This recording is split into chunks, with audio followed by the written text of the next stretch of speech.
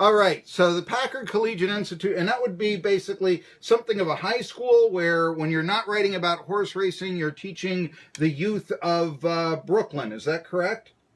Yeah, this school is K through 12, but okay. I teach 11th and 12th grade English, yeah.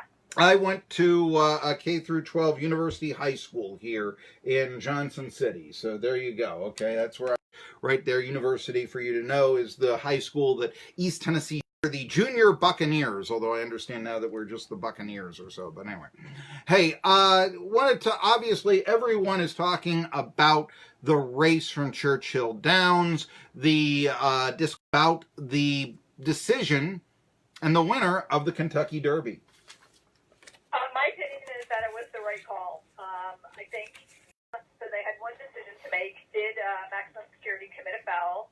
And then they had a second decision to make, which is, did it affect the outcome of the race? And in the judgments of the stewards in Kentucky and in mine as well, it certainly looked like maximum security committed a foul. And I don't know, but Country House finished behind him, and so he got elevated.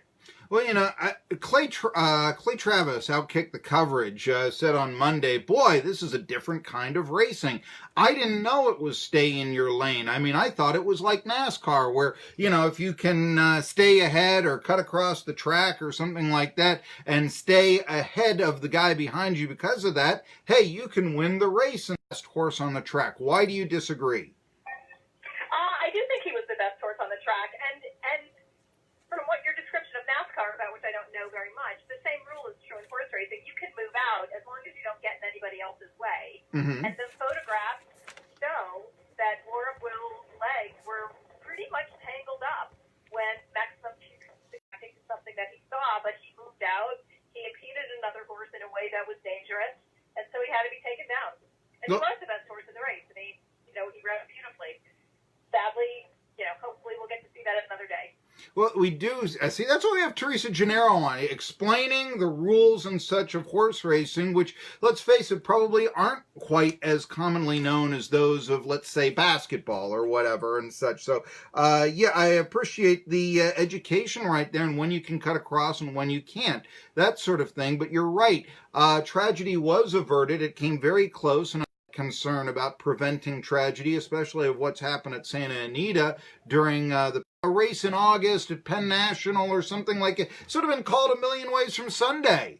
Why wouldn't it be the same way in the Kentucky Derby? I mean, what are your thoughts on people that would say you don't make this call in the Kentucky Derby? You break the rules. Make sure everybody knows what the rules are. If they break the rules, there's a consequence that goes with it. And particularly when it's about safety. This is not just about breaking some inconsequential rules. This is about safety.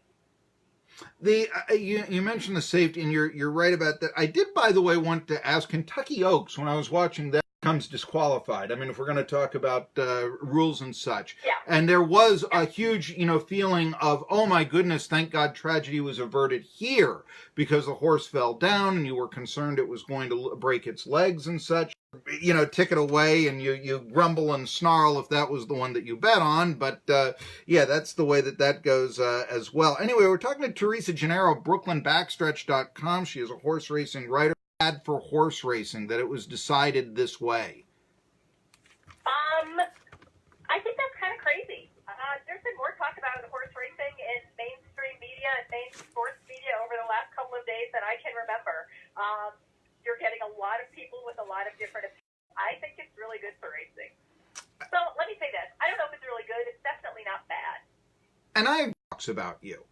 And, It happens in horse racing far too often.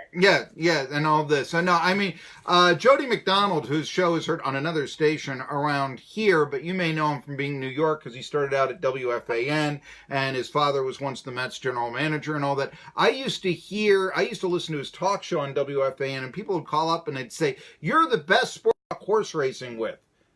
And so, and that was an appeal. That was one of the ways he got ahead and all that. He had a niche, and, he found an audience, and they would listen to him. And, and obviously your Brooklyn Backstretch, that was somebody that, there was an appeal for that conversation as well, Teresa Genaro. So what can you say and such? And but what I mean by that is that helped the sport in New York, where you got all those OTBs and such. Now people in Topeka, Kansas, and Johnson City, Tennessee, and all this are talking about the finish of the race, and they're learning about horse racing.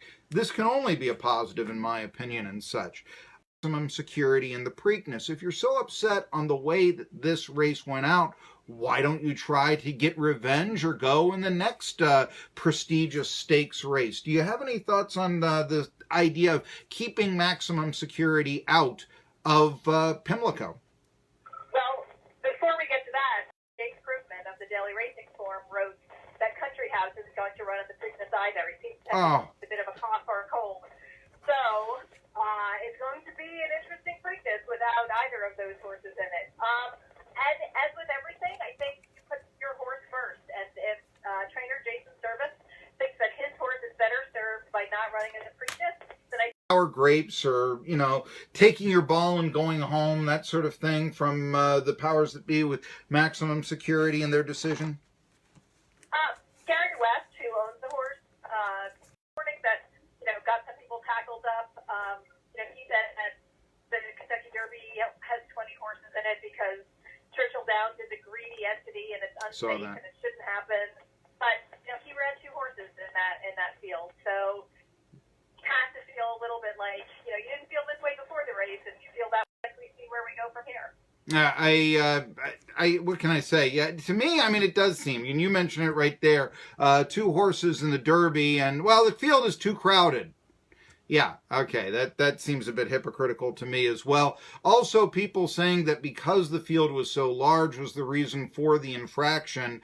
I got to tell you something here. You're then going through a slippery slope if you say you're not going to call the infraction there. What about races, like I say, at Penn National? Do you then call that differently than a race that would have, say, 7? Because it makes no sense, I don't think you do, and I also think that so many other horses so close, but I think that thing can happen no matter how many horses are in the race. She's Teresa Genaro. Read BrooklynBackstretch.com for